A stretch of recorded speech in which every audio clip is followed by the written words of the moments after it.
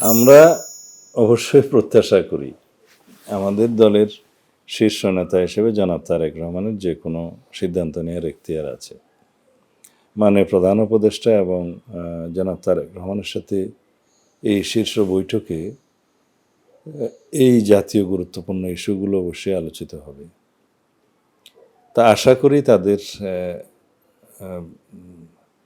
আলোচনার মধ্য দিয়ে একটি দিক নির্দেশনা বা একটা টার্নিং পয়েন্টের মতো একটা সিদ্ধান্ত আসবে, যেটা জাতির জন্য একটা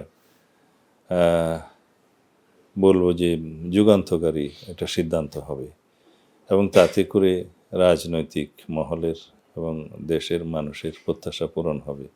এখানে আলাপ আলোচনার মধ্য দিয়ে, কম্প্রোমাইজের মধ্য দিয়ে কিন্তু জাতীয় রাজনীতি পরিচালিত হওয়া উচিত।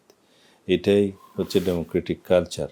আমরা এই গণতান্ত্রিক সংস্কৃতিকে অবশ্যই ধারণ করব, চর্চা করব। এর মধ্য দিয়ে কিন্তু আমরা বেটার পলিটিক্সটা উপস্থাপন করব জাতির সামনে। অবশ্যই আলোচনা মানেই তো সমঝোতা।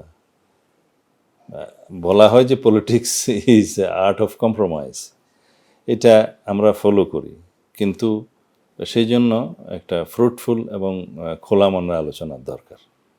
আশা করি সেটা হবে।